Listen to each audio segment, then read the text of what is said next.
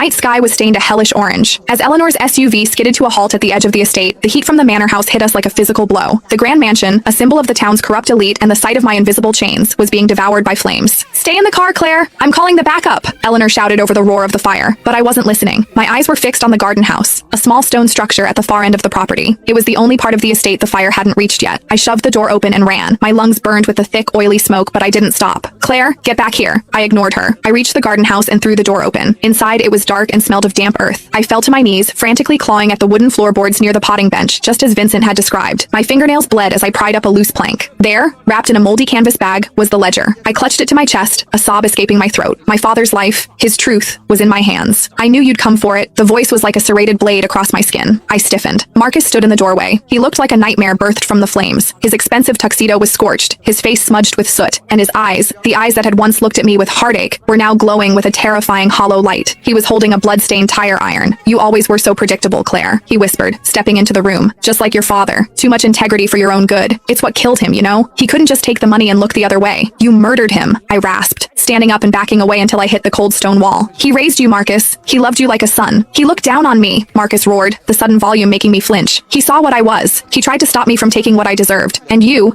were supposed to be his replacement. My perfect, grateful little wife. I went to so much trouble to break you so I could be the one to pick up the pieces." He laughed, a dry, rattling sound. "And all for Lily, that little bitch. She played us both, Claire. She's carrying Ryan's child, and she tried to pin that bastard on me to secure my fortune. You chose her, Marcus." I spat. "You ruined my life for a woman who never loved you. You're not a genius. You're a pathetic, lonely old man who had to kidnap his own wife because no one would stay with you willingly." Marcus's face contorted in rage. He lunged at me, the tire iron swinging. I dove to the side, the metal smashing into the stone wall where my head had been seconds before. "I'll kill you," he hissed, spittle flying from his lips. "I'll kill you and burn that book, and I'll tell the world you died in the fire trying to save your beloved husband. I'll be the grieving widower again. Everyone will pity me." He stepped toward me again, but a shadow blocked the doorway. "Not this time, Marcus." It was Ryan. He was pale, his clothes disheveled, but he was holding his phone up, the record light blinking a steady, vengeful red. "Ryan?" Marcus froze. "I followed you," Ryan said, his voice trembling with a mix of fury and disgust. "I heard everything. The kidnapping, the murder, the baby. It's all on the cloud, Marcus. Every sick word." Marcus's eyes darted between us. He was a trapped predator. He looked at the tire iron, then at Ryan, then back at me. "You think a recording will stop me?" Marcus snarled. "I own this town." Suddenly the night air was shattered by a different sound. The high-pitched wail of federal sirens. Not the local police that Marcus had in his pocket, but the heavy hitters Eleanor had called. Dozens of searchlights cut through the smoke, illuminating the garden house. "Drop the weapon, Marcus. Put your hands in the air." Marcus looked at the lights, then back at me. He realized the game was over. The Empire was ash, and his secrets were screaming at the world. In a final, desperate act of malice, he didn't drop the iron. He pulled a lighter from his pocket and flicked it, tossing it into the corner of the garden house where bags of dry peat moss and fertilizer sat. Whoosh! The room ignited instantly. "If I go to hell, Claire, you're coming with me."